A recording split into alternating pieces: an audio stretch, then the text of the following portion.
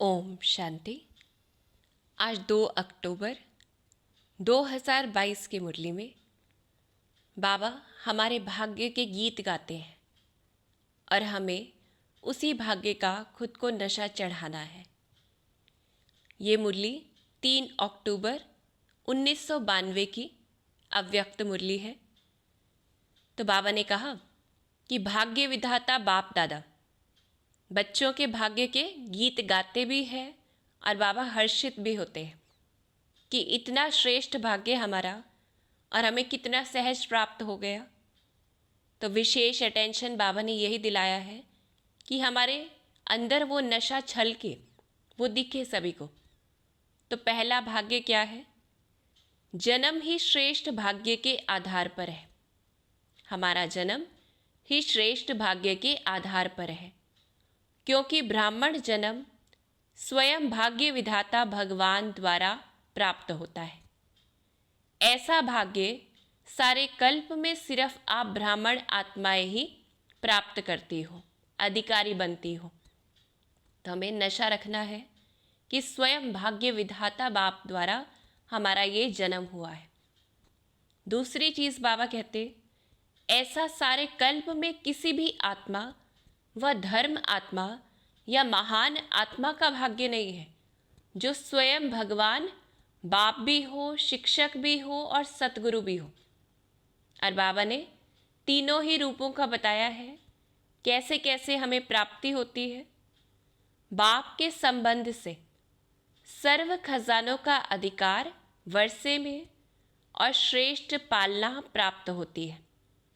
कि भक्ति में तो गाते हैं परमात्मा पालनहार है, लेकिन हम इस समय क्या करते हैं?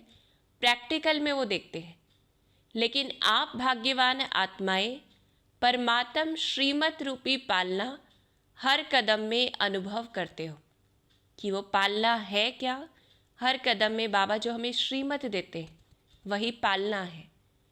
परमात्म पालना कितनी ऊंची बात है कि सतयुग में देव आत्माओं की पालना है। हर ब्राह्मण आत्मा इस समय फलक से क्या कहेगी कि हमारा पालनहार परम आत्मा है। फिर बाबा कहते वर्षा भी मिला है बाप से। जन्मते ही अविनाशी वर्षे का खजाना ले लिया। कैसे लिया? बाप के बन गए। बाप का बनना यह कितनी खुशी की बात है। कभी स्वप्न में भी नहीं सोचा कि भगवान के इतने समीप संबंध में आएंगे। हमने कभी स्वप्न में भी नहीं सोचा था जिसे हम बाबा बाबा हर वक्त कहते रहते, जिसे हम छोटी छोटी चीज़ों में पुकारते रहते हैं, और वही वो कौन है? वो स्वयं भगवान है जिससे बात करने के लिए लोग तरसते हैं। तो इसलिए बाबा कहते कभी स्वप्न में भी नहीं सोचा कि भगवान के इतने समीप संबंध में आएंगे। तो हमें इसका नशा रखना है। और बाबा आज नशे की बहुत सी पॉइंट्स बताते, हमारे भाग्य के गीत गाते कि शिक्षक के रूप से श्रेष्ठ पढ़ाई और पद की प्राप्ति होती है। ऐसा पद जिससे कमाई होती है। परमात्मा पढ़ाई से जो श्रेष्ठ पद प्राप्त कर रहे हो, ऐसा पद सारे वर्ल्ड के ऊंचे ते ऊंचे पद के आगे कितना श्रेष्ठ है।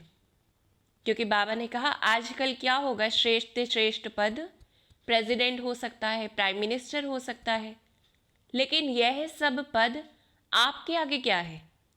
आपको एक जन्म में जन्म जन्म के लिए श्रेष्ठ पद प्राप्त होने की परमात्म गारंटी है।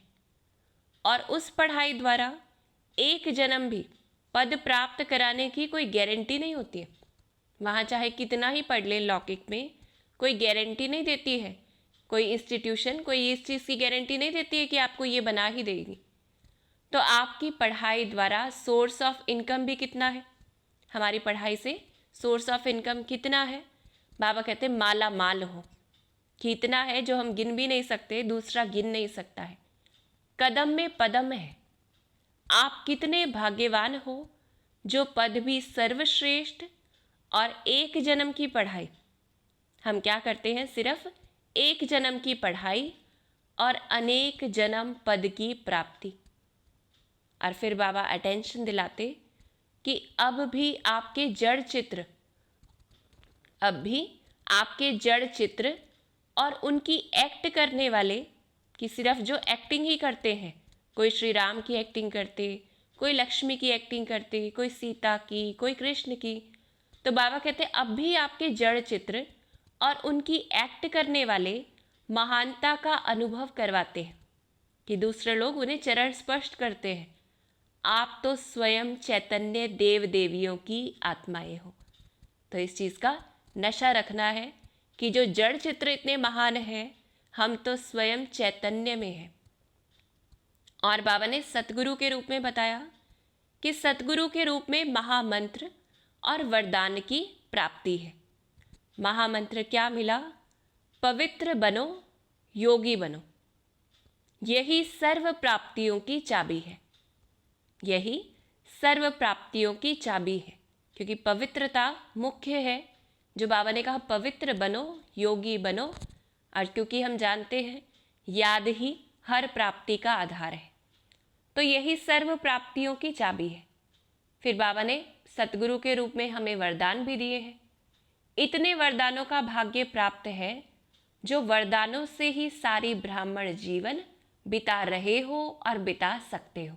बाबा रोज़ मुरली में हमें सिर्फ एक वरदान नहीं, अनेकों वरदान देते हैं, जिसको हमें बस स्मृति में रखना है तो जीवन सहज हो जाता है। बाबा ने कहा साथ साथ त्रिकालदर्शी सच शिक्षक ने क्या किया है? तीनों कालों की पढ़ाई कितनी सहज विधि से पढ़ाई है। जिन्हों में दुनिया की उम्मीद नहीं है, उन्हों को उम्मीदवार बनाया है। कि बाबा ने हमें त्रिकालदर्शी सच शिक्षक के रूप में तीनों कालों की पढ़ाई कितनी सहज विधि से पढ़ाई, और दुनिया की उम्मीद नहीं थी, लेकिन उन्हों को भी बाबा उम्मीदवार बनाते हैं, हम बच्चों को बनाते हैं। तो फिर अंत में बाबा कहते भाग्य हमारा ये चेहरे से दिखाई देता है क्या? चलन से दिखाई देता है, क्योंकि चाल से मनुष्य के हाल का पता लगता है। क्या ऐसी चाल है जो आपके इतने श्रेष्ठ भाग्य का हाल दिखाई देवे? तो चेकिंग करनी है कि हमारी अंदर की खुशी, अंदर का एक तरह से गम, सब कुछ दिखाई देता है। तो क्या हमारा वो नशा दिखाई देता है हमारे चेहरे और चलन से? और बाबा ने इसमें डायरेक्शन दिया है कि सदा स्मृति प्रत्यक्ष स्वरूप में हो।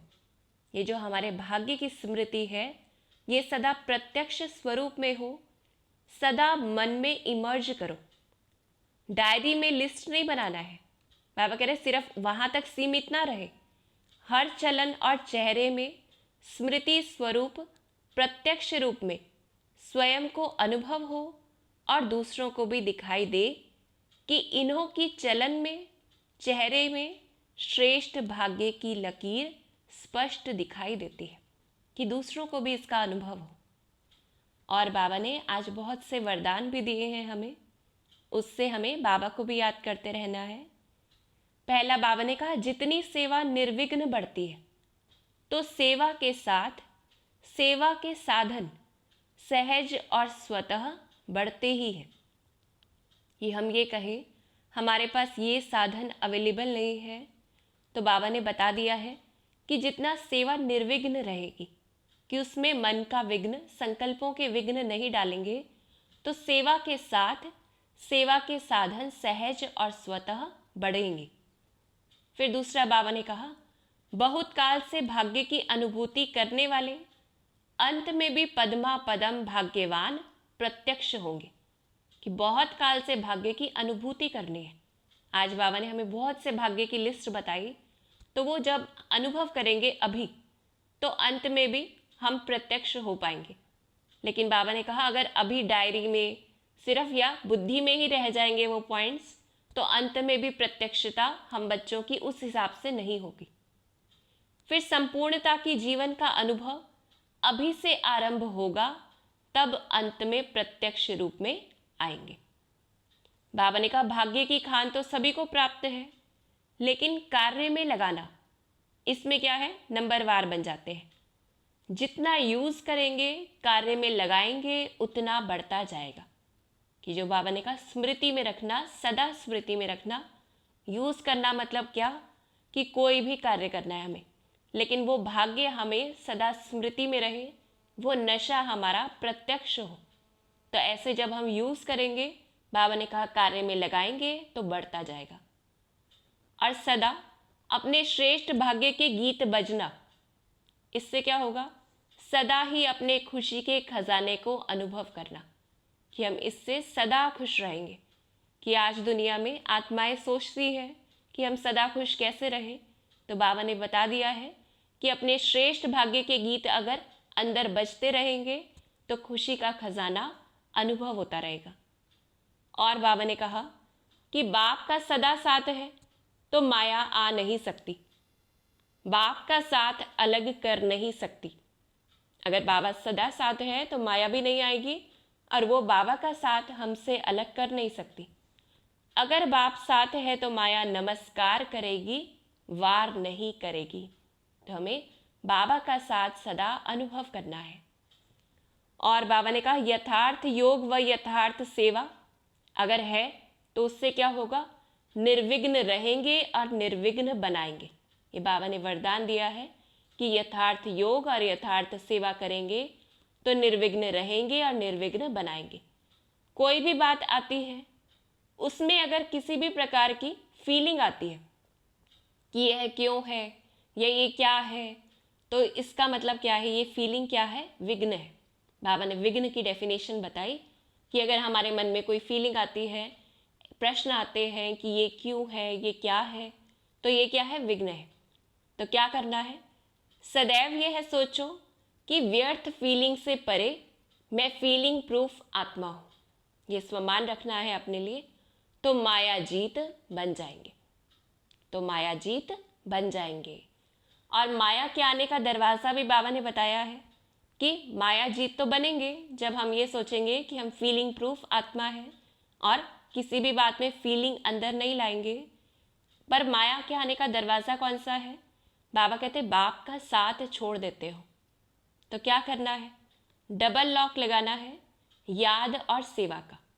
लेकिन सेवा भी कैसी हो? निस्वार्थ सेवा ही लॉक है। बाबा ने कहा अगर कुछ भी स्वार्थ है तो वो लॉक या तो लगेगा नहीं या वो कैसा होगा? ढीला होगा। और याद कैसी हो? याद भी शक्तिशाली चाहिए।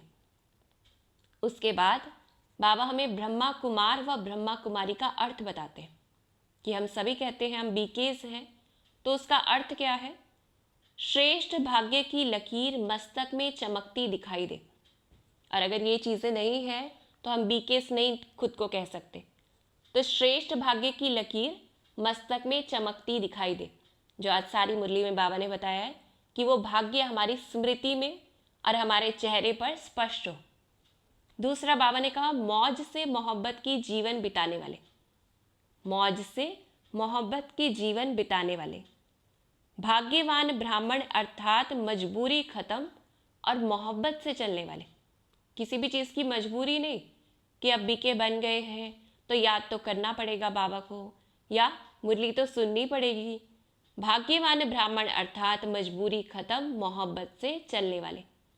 ब्राह्मणों का काम ही है खुश रहना और खुशी बांटना, खुश रहना और खुशी बांटना। फिर बाबा ने टीचर्स का अर्थ बताया। अब टीचर्स सिर्फ सेंटर्स के टीचर्स नहीं, हम सभी बच्चे भी टीचर्स हैं। तो टीचर्स का काम क्या है? अपने फीचर्स से सबको फरिश्ते के फीचर्स अनुभव करवाने वाले। अपने फीचर्स से यानी अपने गुणों के द्वारा सबको फरिश्ते के फीचर्स अनुभव करवाने वाली। दूसरा टीचर्स अर्थात निमित्त। और निमित्त कैसे होते हैं? जो स्वयं अनुभव करते वह औरों को करवाते हैं। हम सभी ब्राह्मण बच्चे कैसे हैं? ऐसे टीचर्स जो निमित्त हैं, जो स्वयं अनुभव करते हैं वही हम दूसरों को करवाते हैं। तो हमें इस पर अटेंशन देना है। और टीचर्स मतलब अनुभवी मूर्त बनना है कि हर चीज़ का, हर ज्ञान की पॉइंट का हमें अनुभव करना है।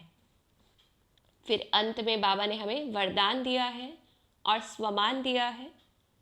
बाबा ने वरदान में कहा कि आज वरदान तो बाबा ने बहुत से दिए हमें। अभी अंत में बाप एक और वरदान देते हैं। आप बच्चे प्रकृति और मनुष्य आत्माओं की वृत्ति को परिवर्तन करने के जिम्मेवार हो। आप बच्चे प्रकृति और मनुष्य आत्माओं की वृत्ति को परिवर्तन करने के जिम्मेवार हो। जिम्मेवारी की स्मृति अलर्ट बना देगी, क्योंकि बाबा ने हमारे ऊपर जिम्मेवारी दी है। और जब हमें याद रहेगा कि मैं जिम्मेवार हूँ, तो ये स्मृति हमें अलर्ट बना देगी। हर आत्मा को मुक्ति, जीवन मुक्ति दिलाना क्या जिम्मेवारी है हमारी? एक तो वृत्ति को परिवर्तन करने की, प्रकृति को परिवर्तन करने की, और हर आत्मा को मुक्ति, जीवन मुक्ति दिलाना, वर्षे के अधिकारी बनाना। यह है बहुत बड़ी जिम्मेवारी है। इसलिए कभी भी अलबेलापन ना आए और वृत्ति यानी हमारे संकल्पों का चक्र जिसे कहे वो साधारण ना हो। कैसा हो? आपकी वृत्ति शुभ भावना, शुभ कामना से संपन्न, सतो प्रधान और शक्तिशाली हो। तो चेकिंग करनी है सारा दिन कि हमारे संकल्प किस तरह से चल रहे हैं। और बाबा ने हमें स्वमान दिया है कि मैं आत्मा, हमें क्या रखना है? मैं आत्मा अपने हर कर्म द्वारा सहारे दाता बाप को प्रत्यक्ष करने वाली, अनेक आत्माओं को किनारा दिलाने वाली आत्मा हूँ। मैं आत्मा अपने हर कर्म द्वारा सहारे दाता बाप को प्रत्यक्ष करने वाली, अनेक आत्माओं को किनारा दिलाने वाली आत्मा हूँ।